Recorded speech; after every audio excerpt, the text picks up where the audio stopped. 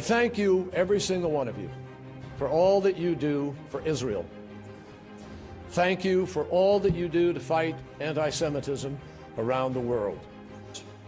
I thank you for what you do for the American Jewish community. As many of you might know, if you don't, I tell you now, my brother Cam is a proud member of the community. He converted to Judaism 30 years ago before marrying his wife, Kathy. And this morning, I'm proud to say he started as acting Secretary of Commerce Department. For more than a century, AJC has been a partner and a pioneer in defining the relationship between American Jews and Israel, and a leader in strengthening that relationship. Now, I know there is no issue so close to your hearts as the future of Israel's security. The threat from Iran, the unrest in Syria, the questions surrounding nuclear weapons and chemical weapons, the lingering fallout of the Arab Spring, the status of a peace process that is hardly a process at all of these matter tremendously to each and every one of you, and they matter above all to Israel's future.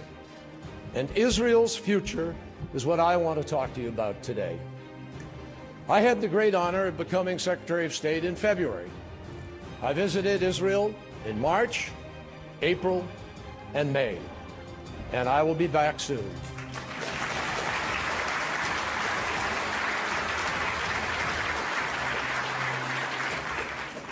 And each time that I go, the deep personal connection that I feel with the state and the people of Israel is only strengthened. These are actually bonds that reach back into my own family tree, including relatives I never met and never even knew about until the last decade, relatives who perished in the Holocaust, relatives I thought about in new and personal ways. On Yom HaShoah, when I laid a wreath on behalf of the United States at Yad Vashem, and it was an extraordinary privilege to spend that day alongside survivors and veterans, and to sit at that ceremony between President Peres on one side and Prime Minister Netanyahu on the other, the father of the State of Israel, and a man who I believe can lead Israel into a new era that we very much want to see. These personal bonds have been reinforced during quiet walks through the sacred spaces of Jerusalem and in the nervous neighborhoods of Sderot and through the bustle of downtown Tel Aviv. These are bonds that I felt on my first trip to Israel in 1986, almost 30 years ago. I carry with me the commitment of President Obama, whose administration, I am proud to say, has done more than any before to ensure that Israel's future is strong and prosperous. Never has our security agreement been as great.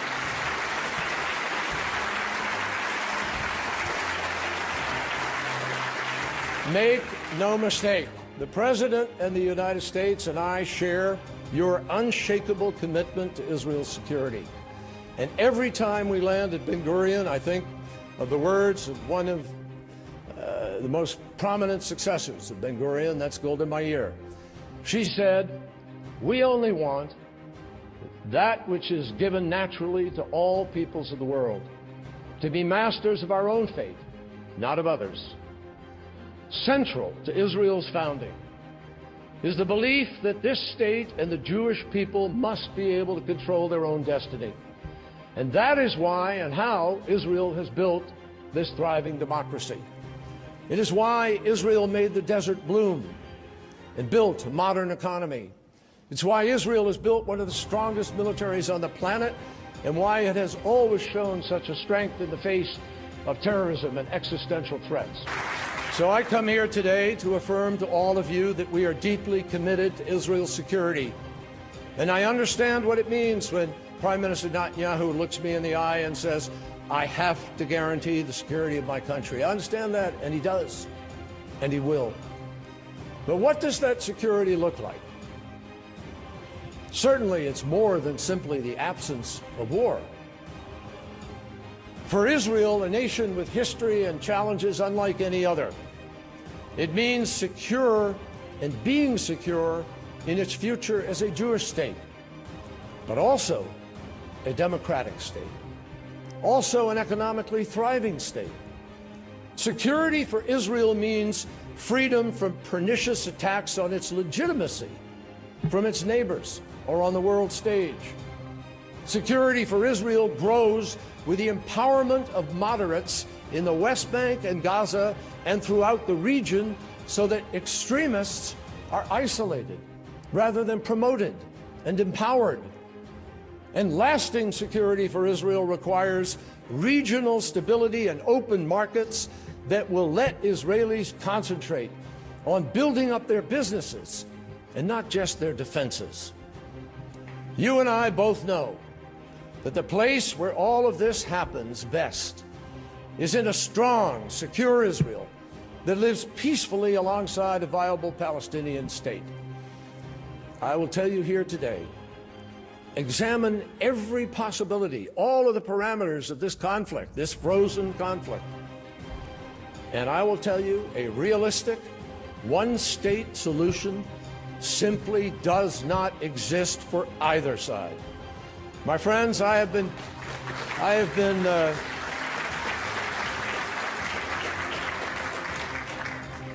traveling to Israel as Secretary of State now for just the last 3 months.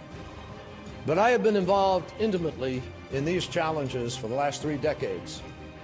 And as you know, I come to this issue not as a stranger, but as a friend, as a proven friend, over 30 years or more. I've gotten to know every Israeli prime minister since Shamir, and many of the kings, princes, and presidents who have ruled in the Arab world over the last 30 years. In that time, I have heard all of the arguments for why it is too difficult to end this conflict. Now, I know some of you are skeptical. I understand where that comes from. It's never given birth to a state, and it won't. Challenges are not met by giving in to doubts.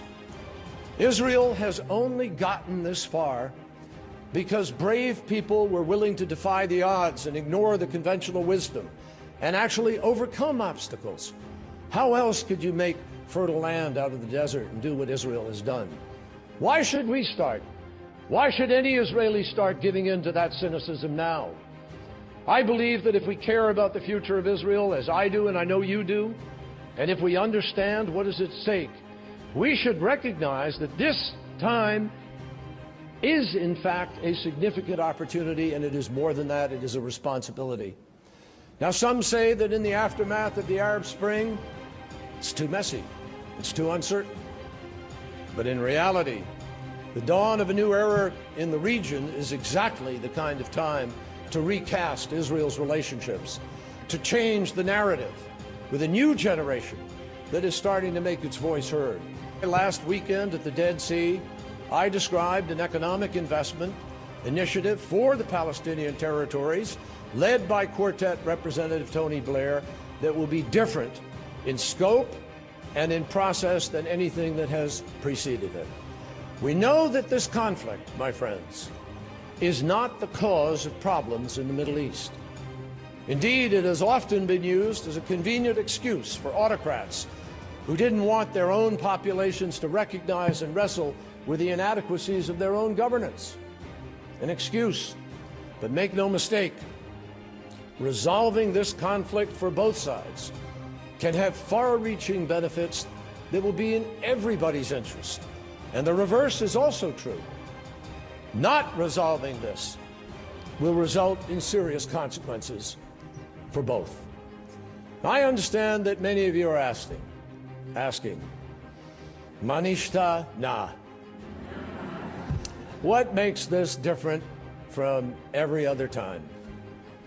Well, the difference is that what happens in the coming days will actually dictate what happens in the coming decades. We're running out of time.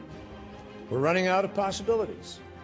And let's be clear, if we do not succeed now, and I know I'm raising those stakes, but if we do not succeed now, we may not get another chance. So I want to ask you this. Whenever you think about this challenge and how hard it is, think about what will happen if it doesn't work. We will find ourselves in a negative spiral of responses and counter-responses that could literally slam the door on a two-state solution, having already agreed, I think, that there isn't a one-state one, and the insidious campaign to delegitimize Israel will only gain steam. Israel will be left to choose between being a Jewish state or a democratic state, but it will not be able to fulfill the founders' visions of being both at once. And the consequences of failure do not live only in the distant future. This is not some far-off concern, my friends. There are also some very real short-term consequences to consider, because the status quo is simply not sustainable. A stalemate. The United States of America will always have Israel's back. We will always stand up for Israel's security. But wouldn't we both be stronger if we had some more company? With the right choices and enough courage and determination, there is a very different future possible for Israel. So I ask you today, don't just, look at what may happen that's negative. Look at the possibilities. I ask you to recognize that this time can be different, but this time it actually has to be. People have spent so much time lamenting what hasn't worked in the past that I believe we've actually forgotten to focus on what the future could look like if we do keep faith. Think of the security benefits. An Israel where school children actually run around a playground without having to run into bunkers and shelters to escape the incoming rocket fire. I've been to Sidro. I've seen those hundreds of casings that are displayed there that have been fired out of Gaza. I went to Kiryat Shimon up in the north and went into a bunker where kids had to hide from the Katyusha rockets coming in from Lebanon. I know that fear. We can see a difference where you have a world where extremists and their state sponsors can no longer use this festering conflict as an excuse or a rallying cry for any number of hidden agendas. And we could see an Iran that is increasingly isolated. And think of the economic benefits for the average Israeli citizen. The governor of the Bank of Israel said a peace agreement with the Palestinians could boost Israel's GDP by as much as 6%. An agreement with the Palestinians that resulted in the normalization of relations with the Arab world, promised by the Arab Peace Initiative, would end the Arab League boycott of Israeli goods, open huge new markets for Israel, bring new foreign investment and business opportunities to Israel. And imagine the possibilities, if you had peace, of the extraordinary array of religious sites that suddenly become available from Jordan through the West Bank and into Israel. The end of political and logistical barriers could turn Tel Aviv into a global hub for international finance and technology. And the possibilities for tourism, as I mentioned, are simply extraordinary. An area where Israel actually currently underperforms its potential and other countries in the region. They're limitless, with a rich collection of historical, archaeological, religious sites, as well as the modern attractions. My friends, quite simply, peace pays. And Israel's vibrant society and economy and its scientific and technological achievements, all of them, would suddenly receive a recognition that they deserve on the world stage, with the barriers broken down and the ability to move within the region, with embassies, with recognition, with governments, with peace. That is what the future actually could produce. Now, I've asked you to think today about what happens if this fails. And I've asked you to think about what happens if this succeeds. The third thing I want to ask you to think about today is probably the most important. I want you to do more than just consider the consequences. I ask you to recognize that you have a part to play in choosing which future will become our own. You should also know that you're not going to be alone.